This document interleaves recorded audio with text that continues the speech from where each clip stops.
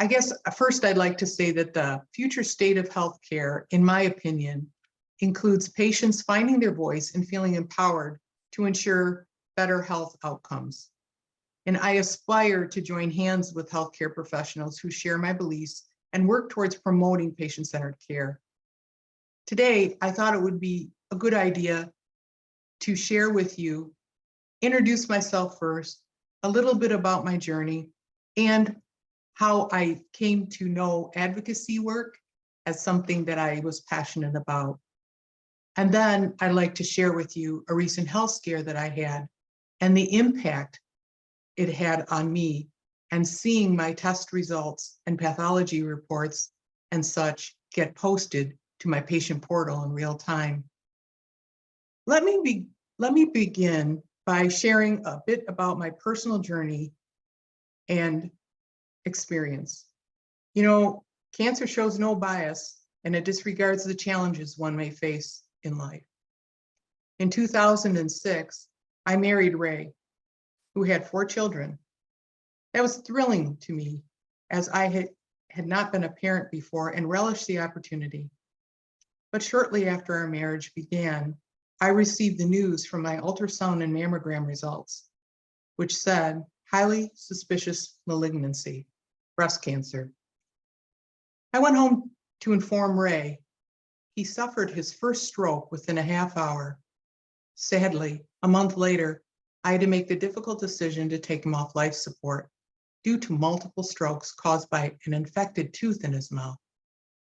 Just 1 week after his burial, I started my battle with breast cancer at the University of Michigan Comprehensive Cancer Center. This involved undergoing a lumpectomy, rounds of chemotherapy, 6 weeks of radiation, and several years of additional therapies. Despite completing the final stage of my treatment in 2015 and being in remission, I continue to face challenges from my cancer drug side effects, as well as the realization that any future reoccurrence may be fatal. I'm no stranger to advocacy, not just for myself, but for others as well. In 2013, my stepdaughter, Tricia, lost her 3.5-year battle with non-Hodgkin's lymphoma. Tricia had asked me for my help navigating the U of M health system. We tried desperately to get her well, and at several other cancer institutions in the US, including MD Anderson in Texas, Barnes Jewish Hospital in St. Louis, and Sloan Kettering in New York. But all the experimental treatments failed, and she died at the tender age of 23. Next, my parents had open heart surgery, believe it or not, 11 days apart. My dad's lungs never recovered following the surgery, and he passed away in 2014. In 2016, my husband, Bill, had a melanoma reoccurrence, and we discovered that he carries a gene mutation called MITF. This predisposes him to melanoma and renal cancer. My mother's health failed shortly after that. She had pulmonary hypertension and congestive heart failure. We lost Mom in 2019. I took my role as patient and caregiver in each and every one of these instances very seriously. I felt I had a greater purpose beyond these seemingly unbearable losses and tragic life events. I was convinced that these things didn't happen by chance. My prior work as a portfolio manager in the Information Systems Project Management Office at Blue Cross Blue Shield of Michigan, where I worked for 25 years, has also made me uniquely qualified for this self-appointed patient advocacy role. I retired from that organization in 2009, but my path was made clear. These experiences ignited a passion within me to pursue patient advocacy. As you can see by this timeline, I've been doing that advocacy work at the University of Michigan Health System for over 10 years now. I also support the American Society for Clinical Pathologists, the American Cancer Society, the American College of Radiology, and the My Pathology Report website. You know, with the advent of personalized medicine, AI, and a more educated patient population, I think advocates are ready to make real change. The era of the passive patient is over, and consumers of healthcare will increasingly demand better tools, personalized treatment plans, and a multidisciplinary care team. Next, I'd like to share with you a real health scare that I had in just last year, December of 2022. I think it's important to tell this story because it demonstrates the cautionary tale here in the US of receiving real-time postings of information with no one to help decipher the contents and the importance it can have on that patient. Please indulge me for a bit to explain the journey which led to 17 days of worry. Well, early in 2022, last year, I was suffering from back pain. So in June of 2022, my primary care doctor ordered an X-ray of my back. I learned a lot from that X-ray, more changes in my osteoporosis diagnosis, which unfortunately were due to my cancer drugs, and new information, pretty severe scoliosis, which my PCP felt was due to my radiation therapy. So my gynecologist ordered a bone scan in July of 2022, just to make sure there was nothing nefarious going on. The test said I had, quote, no metastases. Very good news. Yet my back pain persisted. So the physical medicine and rehabilitation doctor I was seeing ordered 2 MRIs of my lower lumbar spine. I had these tests on December 1st of last year. The very next day, I read this on my portal. What? A bone lesion, 2.3 centimeters? That's nearly an inch within my right L5 vertebrae. And it was concerning for metastases given my underlying malignancy. Oh, and more changes to my hip and spine. You know what? At that point, my world stopped. I did not care about the laundry piling up or my unfinished Christmas list. Nothing was more important than learning whether my breast cancer had returned. This time I had been told it would mean certain death for me. I'd like to point out one more story to emphasize the significance of what the CURES Act has done in the United States, which is the unblocking rule and the requirement that they immediately post information to your portal in real time. In order to get to that biopsy, which was of my spine, which was absolutely my goal, the interventional radiologist requested that these 2 tests be done before he could do that spine biopsy. So on December 6th, 2022, 2 back-to-back tests were scheduled at U of M. First, an MRI of my lumbar spine, this time with contrast, and then immediately thereafter, a PET scan. What surprised me greatly at that point was that the MRI results, which had just been taken 15 minutes before, and as I prepped for the next test, the PET scan, results were already appearing. As I lay there prepping, drinking my cocktail for the PET scan, I started receiving push notifications with these findings. I couldn't resist checking them as I had my cell phone with me. And here's what I saw. Oh my goodness. It was worse than I thought. They found metastatic foci, whatever that is, didn't sound good, and an additional bone lesions in L1 and L4. Oh, there was no one there to ask what it meant. What is metastatic foci? But it certainly didn't sound good. With no one around but my cell phone to explain what that meant, I resorted to, who else? Dr. Google, to interpret the report. What is metastatic foci? I asked. Oh my goodness, and this is what I found. Derived from tumor cells that detach from the primary tumor and then circulate. Oh my gosh, scary, scary. But I'm proud to say, or relieved to say, that after 17 days of worry and undergoing all these many, many tests, I had a biopsy.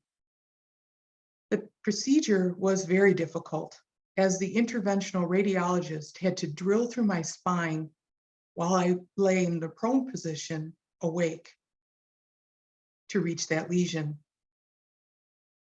Although it was painful, I got the answer. It turned out not to be cancer. What was it then? I learned that they were hemangiomas and that I likely had them all my life. At this point, due to my osteoporosis diagnosis, we'll monitor them yearly through an MRI. The future concern is the potential for fractures due to my osteoporosis. But nonetheless, very good news.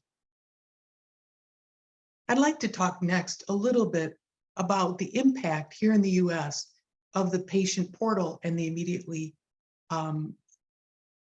data being posted immediately. You know, the advent of patient portals, markedly improved technology, social media, and access to the internet have massively expanded the information currently available to patients very easily. You know, pathologists and laboratory professionals must therefore, in my opinion, quickly adapt to accommodate the needs of those who are eager to see the dragon they're slaying. We must meet the patient on his or her own terms. Test results appear to be easier to find on patient portals as patients become more nimbler in navigating the portal, while clinical notes are likely harder to get to because you have to drill down to locate. However, the portal has limitations. Sending a question or note through the portal is cumbersome. And in many cases, the provider that a patient would need to contact, for example, the pathologist, laboratory professional, or the interventional radiologist, is not currently on the patient's care team. So they remain unavailable through the messaging function in the portal. Despite this limitation, though, patients are using the portal to access their test results. Here in the US, the catalyst for all of this has been the enactment of the 21st Century CURES Act, which was signed into law in 2016 and updated in 2020. Since that time, there have been several implementations which have changed the landscape with regard to access to patient electronic healthcare data. Embedded deep in the 21st Century CARES Act is a requirement to release clinical data, test results, pathology reports in near real time to patient portals. Patients are accessing this data as they wait to hear from their ordering physician. Based on this timeline, the April 2021 requirement was just the beginning of the planned changes. When the CURES Act unblocking rule was initially implemented in April of 2021, some pathology practices responded with a great deal of anxiety, while others have risen to the opportunity by rethinking the way they provide results to patients. As an initial response, disclaimers like the one you see here were added to patient portals to accompany newly posted test results. As you can see here, patients are warned through the electronic message and push notifications not to view the results and advised that the ordering physician may or may not have reviewed them prior to their release. This got me thinking after my most recent care. Since 2021, what has been done to help patients? Some healthcare institutions and laboratories have taken the initiative to include links, like here, to reliable resources for patients as they wait to hear from their ordering physician. This provides patients with access to credible information, but unfortunately, such measures appear to be uncommon. Another impact to all of us was the COVID-19 pandemic. The doctor-patient relationship shifted from in-person to virtual appointments, creating barriers for effective communication. Direct communication with the treating physician when first receiving a difficult diagnosis obviously should remain the gold standard and is vital for addressing concerns or questions as they arise. However, as we saw during the global pandemic, this may not be possible on a timely basis. And the waiting period for patients can lead to increased stress, anxiety, and uncertainty. Patients have a feeling of helplessness when confronted with a life-altering disease, yet acquiring knowledge about their diagnosis can lead to a sense of control. A recently published study of 8,000 patients across 4 health institutions examined the attitudes of those who had accessed their test results via an online patient portal. As you can see, what they found was surprising. 95.7% of patients would like to continue to receive immediate released results, even if it meant reviewing them prior to their provider. This held true even among individuals who received abnormal test results. Slightly lower at 95.3% of the patients who received abnormal test results still would like to receive them immediately. The study results also noted that 50% of the respondents went looking for additional information when they reviewed their results, and that the majority of those individuals looked at the internet. 25% asked another healthcare provider for help. While the overwhelming desire for patients is to receive immediate test results, even if abnormal, the survey results showed that respondents who received these abnormal results were almost twice as likely to experience anxiety compared to those who received normal test results. These findings highlight the need for patients to have access to information, particularly when the results are complex or difficult to understand. Dr. Seitz, one of the authors of the study I just mentioned, conducted a prior study that revealed patients expected to receive contact within 6 hours of reviewing their test results, especially when the tests are normal. It's worth noting that this desire for information, he found, has almost doubled since the pre-CURES Act era. These results imply that there are still gaps in providing patients with the necessary information to review and comprehend the implications of their test. And I believe more outreach needs to be done. According to this information, which was shared with Congress in late 2022 regarding the CURES Act, the Health and Human Services Administration National Coordinator of Health Information Technology, Michele Mitchell, reported this findings to Congress. And what he found was that patient health information through the electronic portal is on the rise. The trend will continue to increase in the future, helping to further improve patient access to their own health data. In fact, as you can see by the timeline above, this journey has only begun. In a live stream event that was held on February 13th of this past year, Michele Mitchell, the National Coordinator for Information Technology at the U.S. Department of Health and Human Services, introduced a brand new idea that was implemented at the end of last year. 6 vendors, including Epic and MyChart, have received approval by HHS to release clinical data with the permission of the patient to certified third-party health IT providers. With the permission of the patient to release their own EHI, application developers will be afforded the opportunity to mine a patient's clinical data. This scenario will allow for the development of customized applications based on the patient's own health records. In fact, the report I just mentioned showed that 295 applications are already in development. According to Mickey Tripathi, quote, "These initiatives are spurring the next phase in a decade-long investment in health IT, with patients, payers, public health practitioners, technology developers, and researchers using health IT to advance patient and population care in a more seamless and inclusive way." Something else has also impacted where we're at today.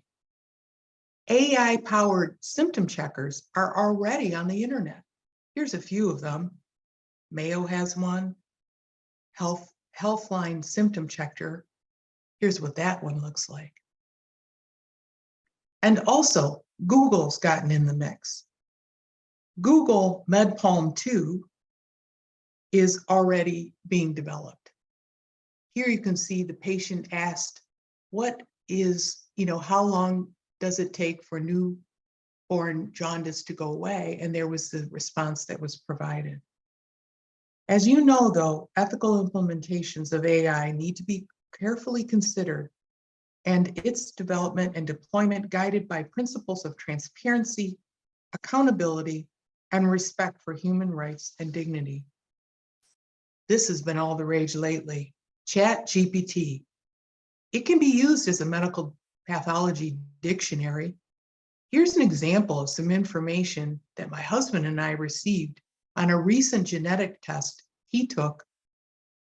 This test was sent out from U of M to the Mayo Clinic, and it took many days to come back. The results were posted to the portal before the neurologist could contact us. Here's what we saw. So I thought, I wonder if ChatGPT could help me decipher this information. As you can see, this is what was returned. It was just as confusing and anxiety-producing as what I had read in the report itself. Cautionary tale. Some of the concerns, as you may have heard, regarding AI include information overload, confusion for those seeking answer to complex medical concerns. You may or may not have heard that AI can create hallucinations that mask as reliable data, which raise concerns about the potential risks and unintended consequences of AI. AI can exploit vulnerabilities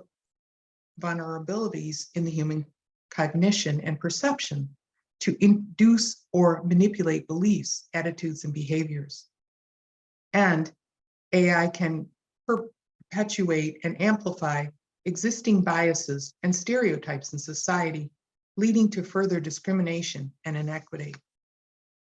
Patients feel that as technology continues to develop, it could adversely impact the deeply personal relationship between doctor and patient. And partly due to staffing shortages, lack of training, and time constraints, there is compassion fatigue in the healthcare industry as we know it. What does compassionate care really mean? According to an article I read, it should include both empathy and action. And according to a study that I read, nearly half of Americans believe that the healthcare system isn't compassionate, and that physicians miss 60 to 90% of opportunities to respond to patients with compassion. Yet studies have shown that compassionate care is linked to improved outcomes and patient adherence. So I ask, is this the answer? Can patients trust the information they're finding? Do these things address real concerns of patients or create an opportunity to fill the gap? Yeah, so thank you so much, Michelle, for the presentation and sharing your story with all of us. It shows a lot of insights on the patient experience. Just before we jump into the wider discussion with the other contributors, I was just wondering, what inspires you to have these conversations between advocates like yourself and healthcare professionals, and what's the ultimate goal for you in terms of establishing a better patient advocacy from all sides? Well, a lot of that, thank you for the question. I really feel that there needs to be more outreach done to patients.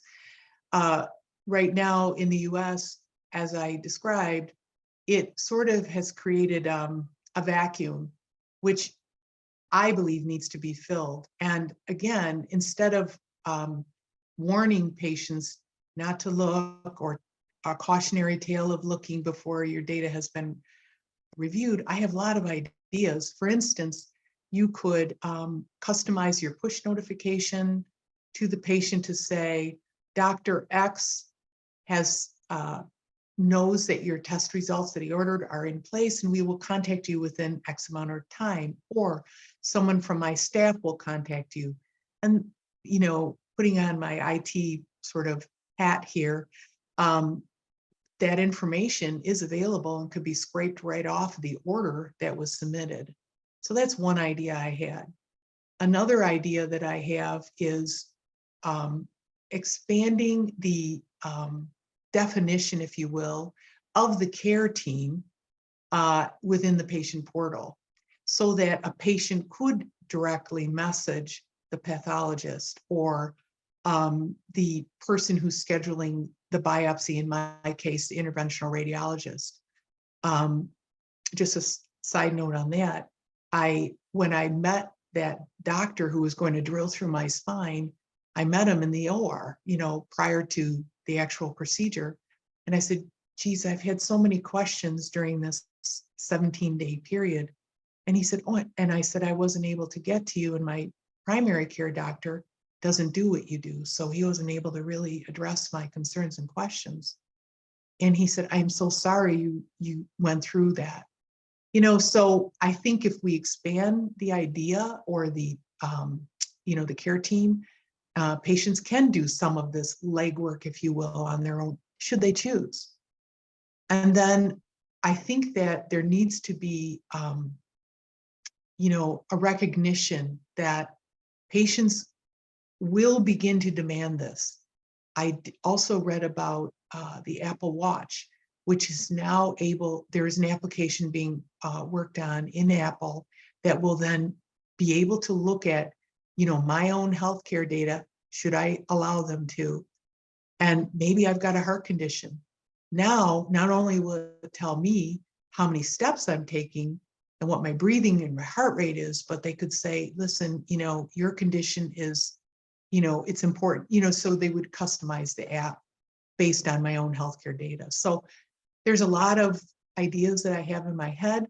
But I think it starts with, yes, you met the letter of the law with the CURES Act of posting the information, but that was 2.5 years ago. So let's move forward. What can we do now to make it a better patient experience? Well, thank you, George, for allowing all of us to come together and talk about this very important issue here in the US. I really appreciate the opportunity. I just thought I might share with you how I met the other two folks who are going to join us. And in my research that I was doing, I ran across two individuals who are doing some wonderful work in regard to that outreach that I had discussed. One of which is Dr. Kenai, and she and I became aware, and through her work that she's done, specifically in the underserved communities. And I'm going to let her shine a light on that. I reached out to her, I became aware of some of her work, and she was kind enough to message back and forth, and we've become kind of friends. And I'll let her share what she's doing in that regard. The other person that I met was Dr. Jennifer Griggs, and she did work at the University of Michigan. She is working still with the University of Michigan Comprehensive Cancer Center as a medical oncologist.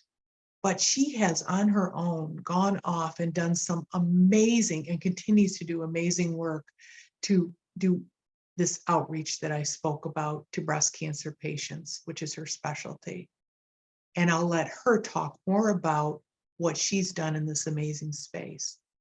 And I thought it would be important to not only discuss what the concerns are with the immediate posting of these test results, but to get some feedback from real trailblazers who, on their own volition, decided, I'm going to do something about it.